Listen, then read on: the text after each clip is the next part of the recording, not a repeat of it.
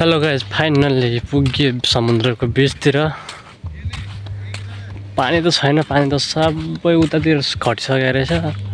यसो समुद्र घुमौँ भनेको त म कस्तो समुद्र छ होइन। यताभन्दा उता पारिपट्टिको फेरि एउटा टापु चाहिँ हो, टापु हो त्यो पनि एउटा टापु हो। यो नि यहाँ जहाँ म छु अहिले त्यो पनि एउटा टापु नै हो र वरिपरि समुद्र छ। यता फेरि ट्रेन त्यस्तो चल्ने, यताबाट बसमा जान्छु भन्ने यस्तो चाहिँ छैन। सिधै बोटमा आउनुपर्छ, आयो भने बोटमा आउनुपर्छ, बोटमै जानुपर्छ।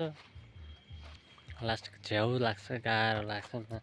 जाँदाखेरि चाहिँ मजा आउँछ, फेरि बस्यो भने त झ्याउ लाग्छ। फेरि कहिले जाम्ला अब भन्ने हुन्छ। साँझ जस्तो कस्टमर नभए झ्याउ हुन्छ, कस्टमर भयो भने झ्याउ हुन्छ, नभए पनि झ्याउ हुन्छ।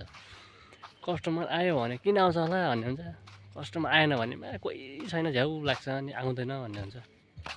गाह्रो छ, कस्टमर आए पनि नआए पनि सुख छैन, के गर्नु अब। पछाडिको यो चाहिँ पुरा झारझुर छ, यहाँ भित्र चाहिँ हाम्रो रेस्टुरेन्ट हो।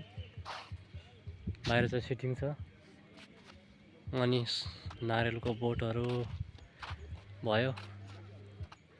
यता पाउन चाहिँ अरू केही पाउँदैन, न फल्ने फुल्ने भन्नु धान कोदे जस्तो अब नेपालतिर पनि जस्तो पाउँदैन। फलाउँ भने फल्दैन, यस्तो खारा पानीमा फल्दैन। फल्ने भनेको यही नारियल पानी हो, नारियल पानी, त्यही आम, खल्लो आम। केरा भयो, केरा त आम भयो जति नै पाउँछ हौ यता।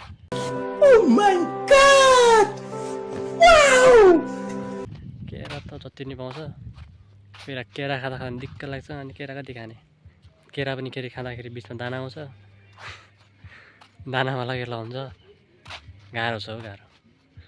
आजलाई चाहिँ यति नै मेरो भिडियो कहाँ कहाँसम्म पुग्यो सबैजनाले कमेन्ट गरिदिनु होला र मेरो पेजलाई फलो गर्न नबिर्सनु होला। चाँडै नै मिल्नेछ अर्को भिडियोमा। अहिलेलाई बाई बाई।